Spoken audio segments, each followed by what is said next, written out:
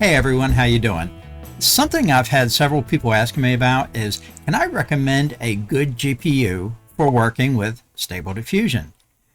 Now, technically the GPU is simply the processing unit on a graphics card. So what they're really asking is, can I recommend a good graphics card for working with Stable Diffusion?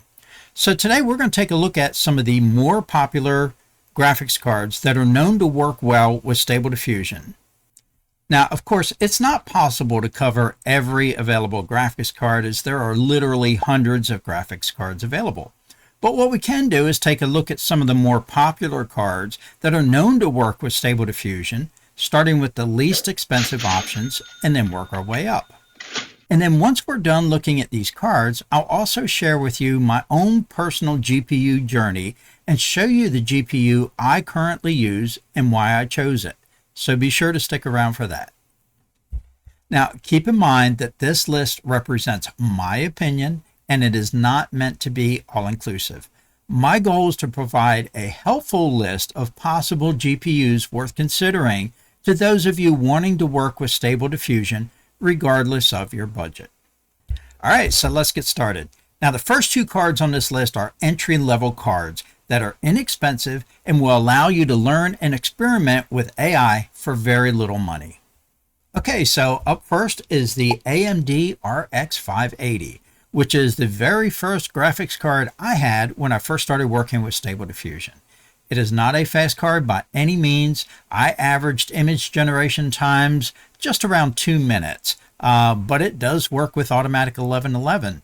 So now I can't vouch for anything other than A111 because at the time that was all I was working with. But if you're looking to learn and experiment with Stable Diffusion using automatic 1111 and need to do it on the lowest possible budget, this is a super low cost way to do it.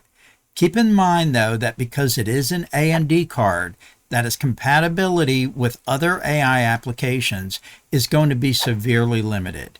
Having said that, the version I had was the 8GB card, and that same card can be bought right now new for around $100 and used for around $45.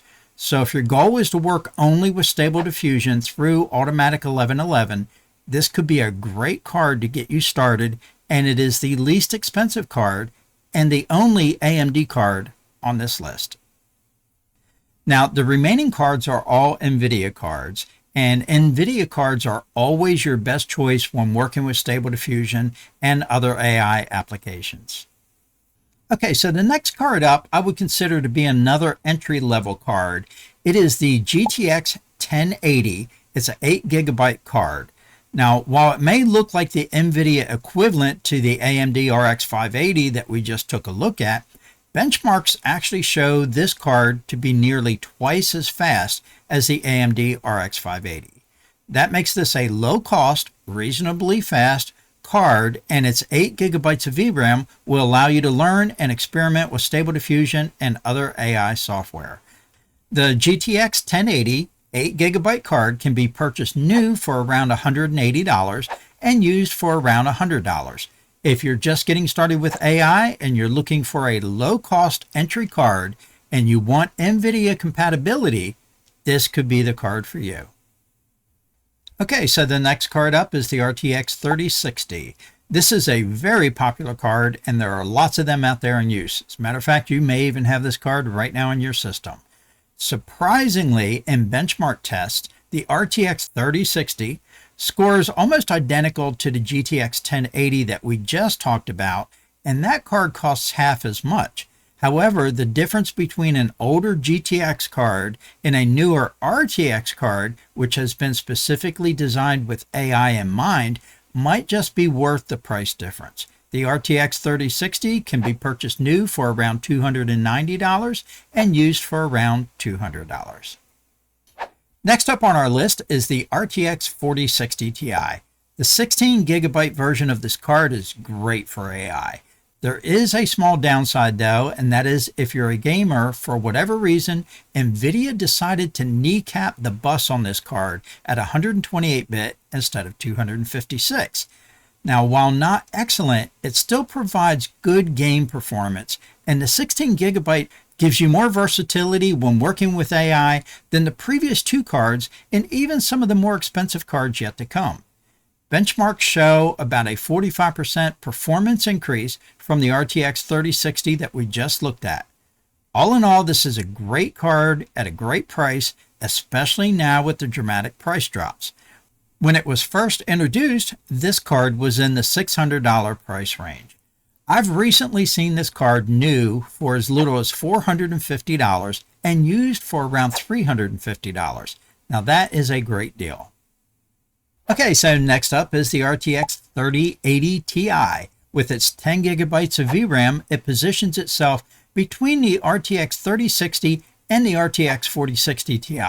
While having less VRAM than the RTX 4060 Ti, the RTX 3080 does feature a 256-bit bus versus the RTX 4060, which only has a 128-bit bus. So if you want a multi-purpose card that's not only good for AI but also for gaming, this would be a good choice.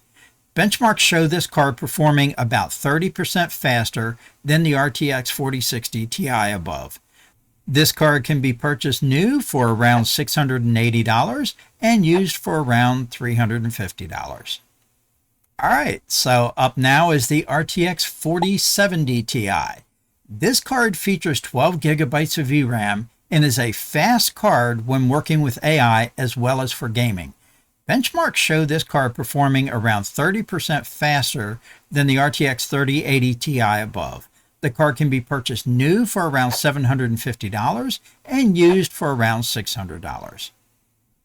Alright, so next up is the RTX 3090. While not as fast of a card as the RTX 4070 Ti above, this card features a whopping 24 gigabytes of VRAM, making it ideal for many types of AI. Benchmarks show this card performing at about 15% slower than the RTX 4070 Ti above, but depending on your use, the 24 gigabytes of VRAM may more than make up for this very slight reduction in speed. This card can be purchased new for around $900 and used for around $650. Alright, so next up is the RTX 4080, which is a fast card with 16 gigabytes of VRAM. Benchmarks show this card performing about 40% faster than the RTX 3090 above, and about 20% faster than the RTX 4070 Ti. This card is great for AI and for gaming, and can be purchased new for around $1,000 and used for around $900. And finally, we have the current king of them all, at least on the consumer side. That is the RTX 4090. This is a super fast card with 24 gigabytes of VRAM. Benchmarks show it to be around 30% faster than the RTX 4080 we just talked about. The price on this card varies widely, but can typically be purchased new for around $1,750 and used for around $1,200.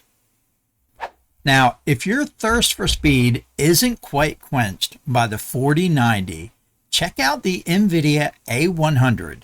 This card is as fast as the 4090, but features a whopping 80 gigabytes of VRAM and still manages to connect via a PCIe interface. You can pick up one of these bad boys used for around a measly $12,000. Okay, so that's our list. We looked at cards all the way from as little as $50 all the way up to $2,000 and even a $12,000 card. Hopefully you found the information helpful. I promised at the beginning of this video that I'd tell you what graphics card I use. But to get there, you have to know a little bit about how and why I use the card that I do. When I built my PC a few years ago, AI was not something that was on my radar. I had just opened a photo studio and I needed a decent setup for photo editing. I had also played a very few hours of Half-Life Alyx on my son's original Vive VR setup, and I wanted something that could potentially run VR as well. So basically, photo editing and VR gaming were the considerations for my build. Being a new business, I needed to stay within a moderate budget, so I put together my list and built a tower PC with an AMD mid-level CPU and an AMD RX 580 GPU for around $900 total, all in. For those of you who aren't familiar with that GPU, the RX 580 is an 8GB GPU with an AMD chipset. For the money, even today, it's an excellent buy. It's the very first GPU we looked at on our list. This setup worked flawlessly for me for years and provided excellent speed and power with plenty left over. Then Photoshop started introducing AI elements into their software, and this caught my attention right away. But as I would try to use them, some of Photoshop's AI features that I most wanted to use, like Photoshop's generative fill, would consistently refuse to work on some of my photos due to Adobe's purity filter, which is another way of saying due to Adobe's censorship. Now, I am in no way a fan of censorship, so I began looking for an AI generative alternative and landed on Stable Diffusion. What I loved about Stable Diffusion was that it was free, it would run locally on my own PC, and it was uncensored. It seemed like the no-brainer answer I was looking for. So I downloaded Automatic 1111 and installed Stable Diffusion. Now at this point, my PC build was still running the AMD RX 580 GPU. And while it certainly was not fast, I was still able to experiment and learn how to use Stable Diffusion on that AMD GPU. But along the way, Stable Diffusion began being incorporated more and more into my workflow, and I soon realized that if I wanted to progress, I was going to have to upgrade my GPU. Now, around that time, the RTX 4060 Ti had just come out, and this card offered a whopping 16 gigabytes of VRAM, which is twice what I had. And more importantly, it was an NVIDIA card. So after checking that I could run the 4060 Ti without needing to upgrade my power supply, I shelled out the $600 and bought one. Now the 4060 Ti was great, and I noticed an immediate improvement in generation times, although not quite as much as what you might expect for how much money I spent. Then as time went on, I began working on more complex AI projects, and I knew that I needed even more speed. So once again, I began researching an upgrade to my GPU. After a couple months of solid research, I settled on the 4070 Ti. I saw this as my best option since it is well suited for working with both AI and for gaming in VR. But wait, there's more. Alright, so even though you now know what card I'm using, don't stop watching yet. As you'll see, there can be a lot more to consider before you just run out and pick up a new GPU. By placing the new 4070 Ti GPU into my computer, it was pretty likely I would experience what's known as bottlenecking due to my lower-end CPU. Simply put, since my existing CPU was now on the older and slower side, there would be a mismatch between the speed of my CPU and my new GPU, which would reduce the performance of my new GPU. In order to eliminate this issue, I was also going to need to update and replace my CPU at the same time I updated and replaced my GPU. But as it turns out, that's not all. The new 4070 Ti GPU will also draw more power than my current 4060 Ti, and when I upgrade my CPU, that new CPU will also draw more power. Now, since I was already at the limit for my existing power supply, it became necessary to also upgrade and replace my power supply as well. So, as you can see, in order to upgrade my GPU, it was also necessary to upgrade my CPU and my power supply, along with other things like a new, more efficient CPU cooler, an adapter cable to connect the new GPU to the power supply, and so on. By the time I was done, this newest upgrade set me back about another $1,200. But I can honestly say that it's money well spent, as the speed increase I've experienced with my AI generations is quite noticeable. For those of you interested, my current full specs are an AMD Ryzen 7 5700X CPU paired with 32 gigabytes of Crucial Ballistics 3200 megahertz DDR4 DRAM on an MSI X470 Gaming Plus motherboard with an NVIDIA RTX 4070 Ti graphics card, all powered by an EVGA Supernova 1000 watt gold fully modular power supply. Now, my hardest decision during the upgrade was based around the CPU and whether I should go with the 5700X or the 5800X 3D. But with benchmarks showing only an 8% increase in speed and the price for the 5800X 3D being more than double that of the 5700X, I opted for the 5700X. For those of you curious about the VR side of things, I've had so little free time in the last year that I only have maybe a dozen or so gaming hours in. And none of that is with Half-Life Alyx, which I am dying to get back into. With only being a couple of hours in when I stopped, and now more than a year later, I think I'll likely just restart. I'm hopeful I'll be able to find the time to do that soon. As always, thank you so much for watching. I really appreciate it. Be sure to put any questions in the comments below, and I'll talk to you soon.